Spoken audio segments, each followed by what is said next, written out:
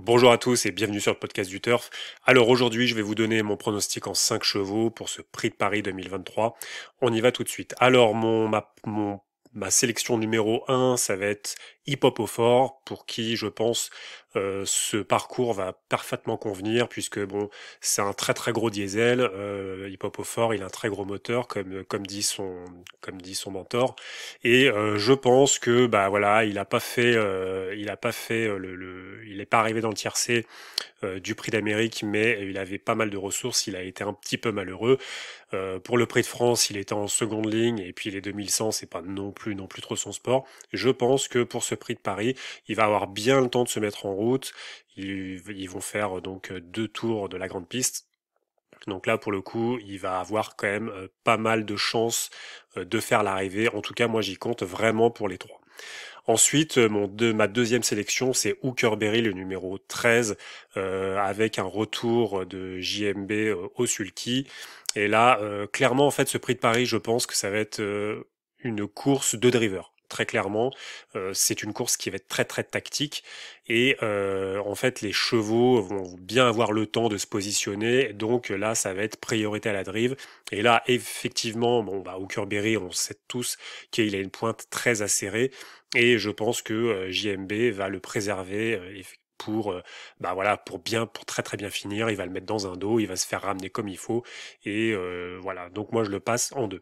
En troisième position, je place le 14 Flamme du Goutier. Alors là, c'est un petit peu un choix de cœur, hein, si vous voulez, parce que j'adore cette jument. Mais c'est vrai qu'elle a été décevante pour le Prix d'Amérique. Moi, j'y croyais énormément. Et là, je pense que pour ce Prix de Paris, elle va être pareille, même si elle a fait 2 DAI déjà dans cette course. Moi, j'y crois fort. Je crois que elle peut vraiment se réhabiliter après un Prix de Cornulier absolument somptueux. Même si on n'est pas du tout sur la même distance, c'est pas du tout le même type de course, hein, on est bien d'accord. Mais je la crois capable de se réhabiliter dans cette course. Ensuite, ma quatrième sélection, c'est Ampiam DSM. Donc pareil, comme j'ai dit, c'est une course de driver, donc je pense que Franck Nivard va tout faire pour préserver la pointe de cette jument de classe, qui va bien sûr placer sa pointe dans les 500 derniers mètres, j'y crois beaucoup, et je pense qu'elle peut pareil faire l'arrivée d'une telle course, hein. Façon, c'est un petit peu les 5 chevaux, un petit peu de tout le monde. C'est vrai que j'ai écarté Hussard de Landré.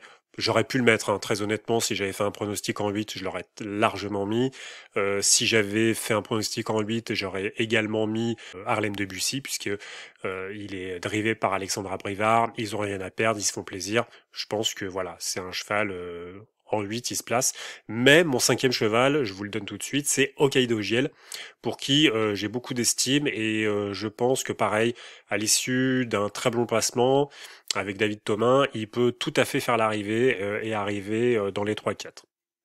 Alors je vais vous donner également mon report du jour, hein, puisque dans cette course, dans cette réunion de Vincennes, il y a vraiment, je trouve, 2 chevaux que vous pouvez jouer, placer, et honnêtement, c'est pas des coups sûrs, mais presque.